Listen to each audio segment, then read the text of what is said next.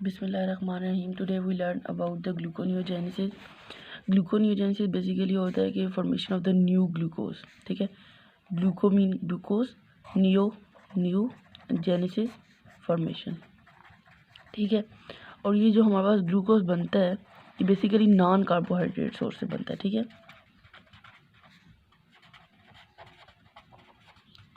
Source इसमें 3 तरह के सोर्स आ जाते हैं हमारे पास। एक होता है ग्लाइसरोल से बनता है, ठीक है, और एक हमारे पास लैक्टेट से बनना होता है इसको, और तीसरा अमाइनो एसिड। ठीक है, एक एक करके पढ़ लेते हैं। सबसे पहले ग्लाइसरोल।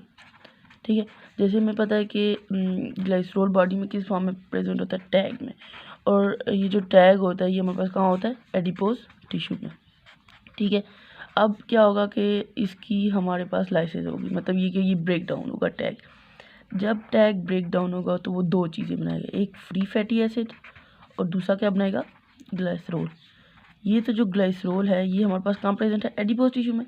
इसने जाना है हमारे पास लिवर के पास, क्योंकि एडिपोज टिश्यू के पास कोई भी ऐसे एंजाइम नहीं है जो इसको एक ऐसी फॉर्म में कन्वर्ट करे जो बाद में जाके ग्लूकोज बनाए।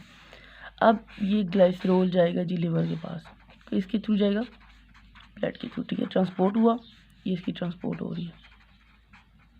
अब आ गया ये हमारे पास लिवर के पास, ये सारा क्या था, एडिपोज टिश्यू।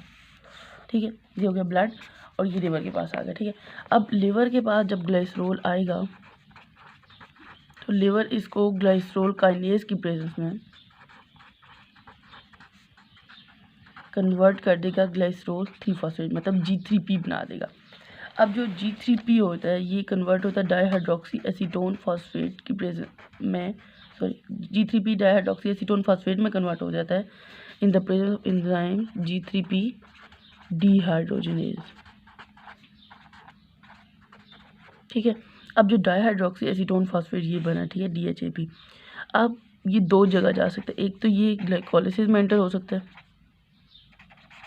ठीक है, और दूसरा ये ग्लूकोनियोजेनेसिस में। अब ये बॉडी की फैट स्टेट पे मतलब बॉडी की स्टेट पे डिपेंड करता है कि ये किस में कन्वर्ट होगा। ठीक है, या तो अगर बॉडी की एनर्जी लो है, ठीक है, तो ये ग्लूकोलिसिस में कन्वर्ट होकर बॉडी को एनर्जी देगा, या और अगर हमारे पास एनर्जी हमारे पास फुल है और हमें ग्लूकोज चाहिए तो ये ग्लूकोनियोजेनेसिस में इंटर हो जाएगा। मैं दोबारा बता देती हूँ ग्लाइसरोल का।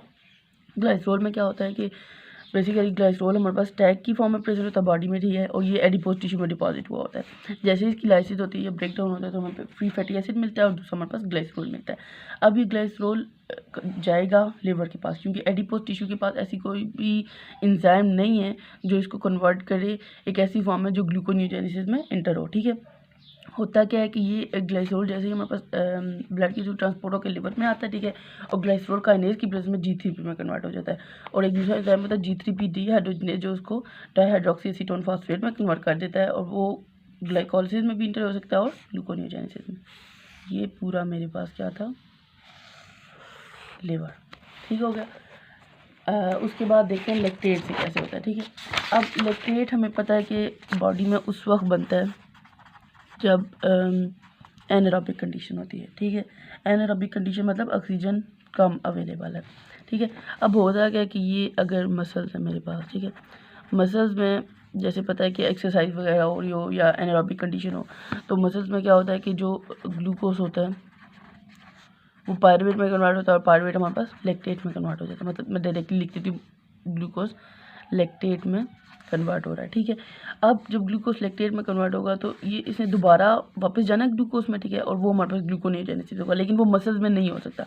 होता क्या है कि लैक्टेट ट्रांसपोर्ट होगा ब्लड के थ्रू, ये दोबारा मैं ब्लड बना देती हूँ, ठीक है, ये मसल्स था सारा। ठीक है, ये ब्लड के थ्रू ट्रांसपोर्ट हुआ लिवर को, ठीक है, लिवर के पास आया लैक्टेट और दोबारा कन्वर्ट हो गया ग्लूकोज। ये बाद में मैं लास्ट में बिल्कुल इसकी एक्सप्लेन करूँगी कि कैसे लैक्टेट ग्लूकोज में कन्वर्ट होगा। ठीक है, अब ग्लूकोज जब बाइंड किया तो वो दोबारा ब्लड के थ्रू जाएगा, ठीक है, और वो दोबारा मसल्स को दे देगा। ठीक है, ये जो पूरी साइकिल हो रही होती है ना, इसको हम कहते हैं कोरी साइकिल। ये नाम आप याद रखना, कोरी साइकिल। ठीक हो गया, उसके बाद ये भी हो गया। ठीक है, तीसरा हमने कहा था अमाइनो एसिड सोर्स होता है। 3 सोर्स पढ़े थे ना हमने कि हमारे पास कैसे ग्लूकोनियोजेनेसिस नॉन कार्बोहाइड्रेट सोर्स से हो जाए। अमाइनो एसिड जो होते हैं ना वो हमारे पास पायरुवेट में कन्वर्ट हो जाते हैं और पायरुवेट हमें पता है दोबारा कन्वर्ट हो जाएगा ग्लूकोज में। अब होता क्या है कि अमाइनो एसिड दो तरह के होते हैं, एक कीटोजेनिक होते हैं और ग्लूकोजेनिक होते हैं। जो ग्लूकोजेनिक होते हैं ना वो बेसिकली ग्लूकोजेनिक उनका रोल होता है हमारे पास ग्लूकोनियोजेनेसिस में। ठीक है, तीनों सोर्स मैंने बता दिए, एक मेरे पास ग्लाइसरोल था, एक मेरे पास लैक्टेट था और एक अमाइनो एसिड था। ठीक है, अब पढ़ते हैं कि इसके स्टेप्स कितने होते हैं। ठीक है, ग्लूकोनियोजेनेसिस के ग्लूकोनियोजेनेसिस है ना ग्लाइकोलिसिस से रिलेट करते हैं। जैसे हमने कहा था ग्लाइकोलिसिस में 10 स्टेप्स होते हैं। ठीक है, ग्लूकोनियोजेनेसिस बेसिकली उसका रिवर्स ही है ना कि पायरुवेट को हमने ग्लूकोज में कन्वर्ट करना। 10 स्टेप हमने किए थे ग्लाइकोलिसिस में, जिसमें से जो 7 थे वो थे रिवर्सिबल। ठीक है, जो दोबारा रिवर्स बैक हो सकते थे उन्हीं एंजाइम्स की प्रेजेंस पे। लेकिन 3 ऐसे स्टेप्स थे जो कि हमारे पास इरिवर्सिबल थे। ठीक हो गया। अब वो 3 स्टेप देख लीजिए, यहाँ पीछे मैंने पूरी ड्रॉ की इसकी साइकिल। ठीक है, ये देखिए। अब जैसे ग्लाइकोलिसिस की मैं साइकिल देखूँ तो ग्लूकोज G6 ग्लूकोज जो होता है वो ग्लूकोज 6 फॉस्फेट में कन्वर्ट होता है, वो fructose 6 phosphate, fructose 1,6 bis phosphate, और वो उसकी जब ब्रेकडाउन होता है G3P बनता है और डाइहाइड्रोक्सीसीटोन फॉस्फेट बनता है। ठीक है, और उससे G3P से 1,3 बिस फॉस्फोग्लाइसरेट बनता है, 1,3 बिस फॉस्फोग्लाइसरेट 3 फॉस्फोग्लाइसरेट बनाता है, वो 2 फॉस्फोग्लाइसरेट बनाता है, उसके बाद फॉस्फोइनोल पायरुवेट और पायरुवेट। ठीक है, ये पूरी तो साइकिल। इसमें जो 3 इन स्टेप्स हैं ना वो इरिवर्सिबल हैं और बाकी सारे हमारे पास रिवर्सिबल हैं। ठीक है, 3 स्टेप्स कौन से देख लेते हैं। ग्लूकोज जब ग्लूकोज 6 फॉस्फेट में कन्वर्ट होता है, जो इरिवर्सिबल होगा ना उसको कन्वर्ट दोबारा मतलब अगर हमने उसको कन्वर्ट बैक करना है, ठीक है, तो उसके लिए हमें क्या होगा कि हमें एक सेपरेट मतलब एक नया एंजाइम चाहिए होगा। ठीक है, fructose 6 phosphate fructose 1,6 bis phosphate में जब कन्वर्ट होता है, और तीसरी चीज़ हमारे पास पायरुवेट, ये जो फॉस्फोइनोल पायरुवेट जब पायरुवेट में कन्वर्ट होता है, फॉस्फोइनोल पायरुवेट जब पायरुवेट में कन्वर्ट होता है, ये हमारे पास।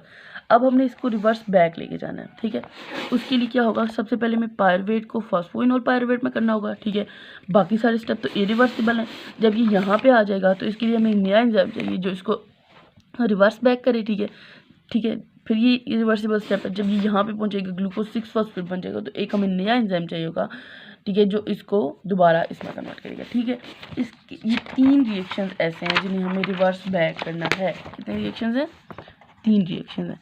ठीक है, अब इन 3 रिएक्शंस के लिए मतलब 3 स्टेप्स के लिए 3 जो भी हैं, इसके लिए हमें 4 एंजाइम्स चाहिए। 4 एंजाइम्स कैसे चाहिए कि जो फर्स्ट स्टेप है उसमें 2 एंजाइम्स यूज़ हो रहे हैं। अब फर्स्ट बैक अगर मतलब सॉरी हमने अगर रिएक्शंस पढ़ना स्टार्ट किया तो हमने लास्ट से करने, क्योंकि हमारे पास तो ग्लूकोनियोजेनेसिस में पायरुवेट आया। ठीक है, अब पायरुवेट को कन्वर्ट हमने करना है फॉस्फोइनोल पायरुवेट में। ग्लाइकोलिसिस में तो ऐसे होता था ना कि फॉस्फोइनोल पायरुवेट में कन्वर्ट होता है, हमने क्या करना है जी, रिवर्स लेके जाना। अब होगा क्या कि पायरुवेट को इसमें कन्वर्ट करने के लिए सीधा सीधा तो नहीं हो जाएगा, 2 एंजाइम चाहिए थे। दोनों के आप नाम याद रखें, एक होता है पायरुवेट कार्बोक्सिलेज और दूसरा एंजाइम होता है हमारे पास फॉस्फोइनोल पायरुवेट कार्बोक्सीकाइनेज।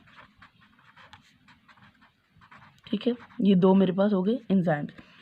अब इसके स्टेप पढ़ लेते हैं। ठीक है, फर्स्ट जो था पायरुवेट कार्बोक्स।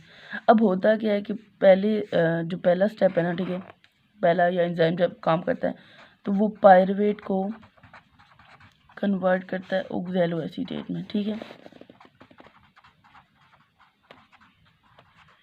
लेकिन ये जो खुद एंजाइम होता है पहले हमने इसको खुद एक्टिवेट करना है ताकि वो पायरुवेट को ऑक्सैलो एसीटेट में कन्वर्ट कर सके। ठीक है, हमारे पास एंजाइम है पायरुवेट कार्बोक्सिलेज। अब हमें पता है कि जहाँ पे भी कार्बोक्सिलेज एंजाइम होगा ना वो बायोटिन के साथ अटैच होगा, मतलब ये कि उसका जो को एंजाइम होगा वो हमेशा बायोटिन होगा कार्बोक्सिलेशन के केस में।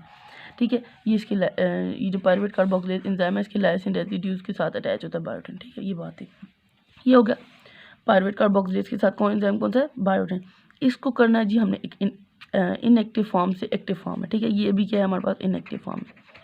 एक्टिव फॉर्म में कन्वर्ट करने के लिए अगर मैं इसको करूँ, यहाँ पे लिखती थी मैं पायरुवेट कार्बोक्सिलेज है, साथ इसके बायोटिन प्रेजेंट है। ठीक है, और इसको मैंने करना है एक्टिव फॉर्म में ताकि ये यहाँ पे यूज़ हो सके, मतलब इसको पायरुवेट को ऑक्सैलो एसीटेट में कन्वर्ट कर सके। अब ये एक्टिव फॉर्म में कैसे होगा, एक तो इसको एक्टिव फॉर्म होने के लिए एनर्जी चाहिए, एनर्जी ये लेगा ATP से। ATP खुद ADP में कन्वर्ट हो जाएगा और इसको एनर्जी दे देगा, ठीक है। दूसरा क्या होता है कि हमारे पास एक तो ये हो गया ना, एक और बात ये होती है कि इसके साथ ना कार्बन डाइऑक्साइड आके अटैच होता है। वो कार्बन डाइऑक्साइड अटैच कैसे होता है कि इसको कोई ना कोई यहाँ पे हमने कार्बन डाइऑक्साइड का सोर्स देना है, जो हम दे देते हैं बाइकार्बोनेट की फॉर्म में। ये भी दे दिया, एनर्जी भी दे दी, कार्बन डाइऑक्साइड भी अटैच करा दिया। अब तीसरा काम हम क्या करेंगे, जैसे हमें पता है कि अगर हमारी बॉडी में एनर्जी नहीं है तो पायरुवेट जो होता है वो पायरुवेट डिहाइड्रोजनेज की प्रेजेंस में एसिटाइल कोई में कन्वर्ट होता है, ठीक है। जो वो हमने पढ़ा था कि ग्लाइकोलाइसिस में क्रेब्स साइकिल मेंटेन हो जाता है, ये बात ठीक है। अब क्या होगा कि अगर हमारे पास एसिटाइल कोई बहुत ज़्यादा अमाउंट में प्रेजेंट है, ठीक है, तो वो इस स्टेप को बेसिकली रेगुलेट कर रही होती है एसिटाइल कोई पॉजिटिव, ठीक है। होता क्या है कि एसिटाइल कोई जब बहुत ज़्यादा प्रेजेंट होती है ना बॉडी में, तो वो एलिस्टेरिकली रेगुलेट करती है इस स्टेप को कि पायरुवेट कार्बोक्सिलेज हमारे पास पायरुवेट कार्बोक्सिलेज एक्टिव फॉर्म में कन्वर्ट हो जाए, ठीक है। ये बात समझ आ गई। मैं दोबारा बता देती हूँ कि हमारे पास जो फर्स्ट स्टेप है उसमें पायरुवेट से एक्सेलोएसीटेट में कन्वर्ट होना है और इसके लिए एंजाइम चाहिए पायरुवेट कार्बोक्सिलेज, ठीक है। पायरुवेट कार्बोक्सिलेज की ये सारी मैंने इसकी एक्टिवेशन कराई है, ठीक है। कि एक्टिवेशन में क्या होता है कि हमें पहले पता है कि पायरुवेट कार्बोक्सिलेशन करानी है इसने, ठीक है, और उसके साथ बायोटिन तो अटैच होगा उसकी लाइसिन रेजिड्यूज के साथ, ठीक है। इसकी एक्टिवेशन कराने के लिए क्या होगा कि हमारे पास एक ATP चाहिए जो ADP में खुद कन्वर्ट हो जाए और इसको एनर्जी दे दे, एनर्जी भी मिल गई। दूसरा क्या है कि कार्बन डाइऑक्साइड का सोर्स मिल जाए जो बाइकार्बोनेट से मिल गया। और तीसरा क्या हमने कहा कि एसिटाइल को जो है इसको एलिस्टेरिकली रेगुलेट कर रहा होता है, ये बात भी हो गई, ठीक है। और ये स्टेप भी हो गया जिसमें पायरुवेट ऑक्सैलोएसीटेट में कन्वर्ट हो गया, ठीक है। अब जैसे कि हमें पता है ये सारा जो स्टेप है ना, ये सारा हमारे पास माइटोकॉन्ड्रिया में हो जाता है। लेकिन जो दूसरा एंजाइम है, अब हम दूसरे एंजाइम की तरफ बढ़ते हैं जो हमारे पास है फॉस्फोइनोल पायरुवेट कार्बोक्सिकाइनेज, वो हमारे पास प्रेजेंट है साइटोसोल में, ठीक है। ये सारा माइटोकॉन्ड्रिया में हो रहा है और हमें जाना है साइटोसोल में ताकि हम दूसरे एंजाइम की प्रेजेंस में कन्वर्ट कर सकें ऑक्सैलोएसीटेट को फॉस्फोइनोल पायरुवेट में, ठीक है। अब ऑक्सैलोएसीटेट इनर माइटोकॉन्ड्रियल मेम्ब्रेन से गुजरना चाह रहा है, लेकिन इनर माइटोकॉन्ड्रियल मेम्ब्रेन के पास कोई भी ऐसा ट्रांसपोर्टर नहीं है जो ऑक्सैलोएसीटेट को ट्रांसपोर्ट करे। अब क्या जी, बड़ा मसला हो गया। अब क्या होगा कि ऑक्सैलोएसीटेट के मैंने तो जाना है, अब ये क्या करेगा, मेलेट में कन्वर्ट हो जाएगा। एक ही इसके पास रास्ता है, ठीक है। ऑक्सैलोएसीटेट मेलेट में कन्वर्ट होगा, मेलेट डिहाइड्रोजनेज की प्रेजेंस में, ठीक है। और इस स्टेप में क्या हो रहा होता है कि NADH मतलब एक रिड्यूसिंग एजेंट जो है हमें पता है वो इसको एनर्जी दे रहा है और NAD पॉजिटिव में कन्वर्ट हो रहा है, ठीक है। मेलेट अब ये अगर इनर माइटोकॉन्ड्रियल मेम्ब्रेन है, ठीक है, हमें पता है कि आउटर माइटोकॉन्ड्रियल मेम्ब्रेन के थ्रू तो इजीली ट्रांसफर हो जाता है, ठीक है। ये जी मेलेट तो हो गया आराम से, ठीक है। मेलेट जब साइटोसोल में आएगा तो रुकेगा, ठीक है जी। अब मैं कन्वर्ट हो जाता हूँ ऑक्सैलोएसीटेट में जिससे वो बना था, ठीक है। उसने उसको ट्रांसपोर्ट करा दिया in the presence of malate dehydrogenase और ये साइटोसोलिक होता है, ठीक है। और ये हमारे पास माइटोकॉन्ड्रियल होता है। अब ये हो गया और इसमें वही स्टेप दोबारा हो जाएगा कि हमारे पास क्या आता है कि एक NAD पॉजिटिव उसके पास आता है, वो कहता है ठीक है जो मैं तुम्हें एनर्जी दी थी वो मुझे वापस कर दो, NADH, ठीक है। ये भी हो गया, ऑक्सैलोएसीटेट बन गया।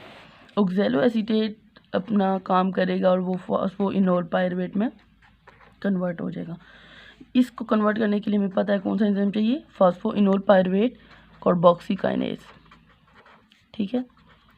कार्बोक्सिकाइनेज हम इसे क्यों कह रहे हैं, कार्बोक्सी का मतलब ये कि कार्बन डाइऑक्साइड, ठीक है, लेकिन इसकी डीकार्बोक्सिलेशन हो रही होती है। और दूसरा काइनेज, इसमें ATP बननी है GTP की फॉर्म में, ठीक है। अब होता क्या है कि इसमें पहला स्टेप है कि इसमें कार्बन डाइऑक्साइड निकल जाती है, ठीक है। और एक और बात यह है कि जो एक सेकेंड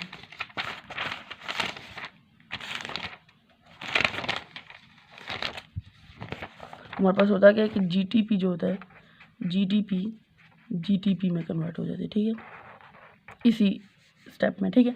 ऑक्सैलोएसीटेट किस में कन्वर्ट हो गया, फॉस्फोइनोल पायरुवेट में। ये पूरा स्टेप हो गया। इस पूरे स्टेप से क्या हुआ एट द एंड कि हमारे पास पायरुवेट फॉस्फोइनोल पायरुवेट में कन्वर्ट हो गया। मैं सारी को समराइज कर देती हूँ कि हमने कहा कि पायरुवेट को फॉस्फोइनोल पायरुवेट में करने के लिए दो एंजाइम है, एक पायरुवेट कार्बोक्सिलेज और दूसरा फॉस्फोइनोल पायरुवेट कार्बोक्सिकाइनेज। पहले स्टेप में क्या हुआ कि पायरुवेट को ऑक्सैलोएसीटेट में ट्रांसपोर्ट किया गया, उसके लिए हमें इसकी पायरुवेट कार्बोक्सिलेट की एक्टिवेशन चाहिए थी, ठीक है, जो कि हमारे पास बाइकार्बोनेट ATP और एसिटाइल को एक ही प्रेजेंस में हुई, ठीक है। जब ये ऑक्सैलोएसीटेट बन गया तो उसने ट्रांसपोर्ट होना था, हमारे पास ऑक्सैलोएसीटेट का ट्रांसपोर्टर नहीं था। वो क्या हुआ कि मेलेट के थ्रू ट्रांसफर हुआ ठीक है। मेलेट में पहले कन्वर्ट हुआ, मेलेट डिहाइड्रोजनेज की प्रेजेंस में, बाद में वो साइटोसोल में इंटर हो गया। ठीक है। साइटोसोल में जब इंटर हुआ तो मेलेट दोबारा ऑक्सैलो एसीटेट बना देता है। ठीक है। और ऑक्सैलो एसीटेट हमारे पास फॉस्फोइनोल पायरुवेट में कन्वर्ट हो जाता है इन the presence of second enzyme which is the phosphoenol pyruvate carboxy kinase.